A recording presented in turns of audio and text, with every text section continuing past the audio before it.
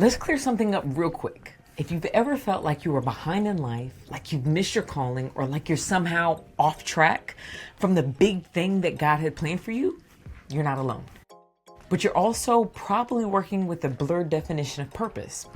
Let me explain. I used to think purpose was one big epic thing I had to figure out so I could finally start living. But the more I spent time in God's presence, the more I realized purpose isn't something you chase. It's something you live from.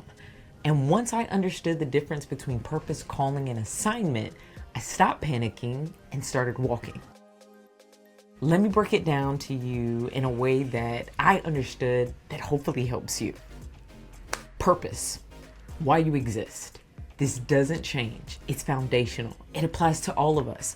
As Christ followers, our purpose is to glorify God, do good works, expand the kingdom. It's not tied to your job, your title, or your follower count.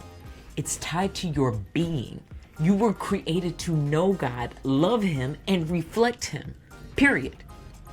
Whether you're a filmmaker like myself, a mom, a manager, or in between jobs right now, your purpose is the same.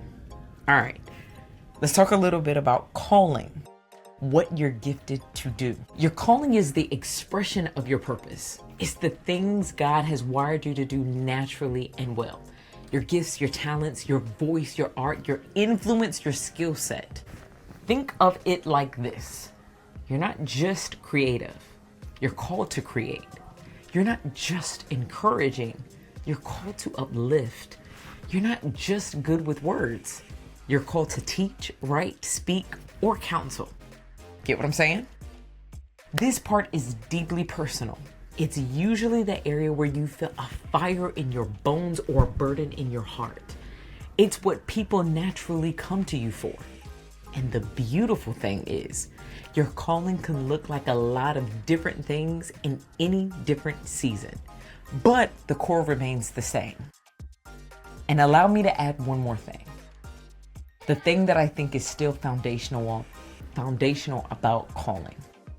Your first call is to God. All right, now let's talk about assignment, which is where you're called right now. This is where we often get stuck. An assignment is seasonal. It's not the specific role, project, job, or opportunity you're currently walking in. Your calling may be to teach, but your assignment right now might be raising your kids, like myself, leading a Bible study, or managing a team at work. Your calling may be to tell stories, but your current assignment might look like making social content, editing wedding films, or mentoring someone through your testimony. Assignments change. That's not failure. It's faithfulness. You can outgrow an assignment without outgrowing your calling. You can finish an assignment without abandoning your purpose. I hope that makes sense. The key is knowing what season you're in and being obedient there. Let's say it like this. Purpose is your why. It's constant. Calling is your how. That's your gifted expression. Assignment is your where what, your temporary task. Why this matters. When you confuse assignment with calling, you feel like a failure when something ends. When you confuse calling with purpose, you feel like your identity is tied to performance. But when you understand the difference, you stop striving. You start trusting. You walk with confidence. You realize that you're not lost. You're shifting. You're not behind. You're being refined. You're not too late. You're right on time for your next assignment. Real talk from my life. There was a season when I was constantly busy. Working, building, moving, doing. I didn't know how to be still.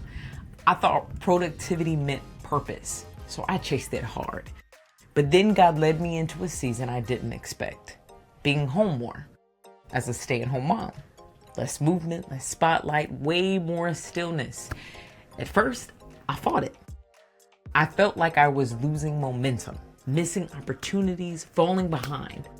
But that quiet season, that assignment, it was one of the most important ones yet. Because in the stillness, God showed me how much I was building my plans instead of His. He stripped away the noise and started to show me who I really was. Not what I could do, but who I am in Him. The truth is, God was developing my character, stretching my faith, and teaching me to hear His voice before the next door opened. So here's a reminder for you. You don't have to chase purpose. You just need to stay close to the one who gives it. Your job isn't to figure it all out. It's to follow Him one step at a time.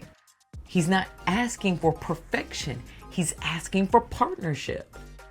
Where are you currently placing pressure on yourself that God hasn't?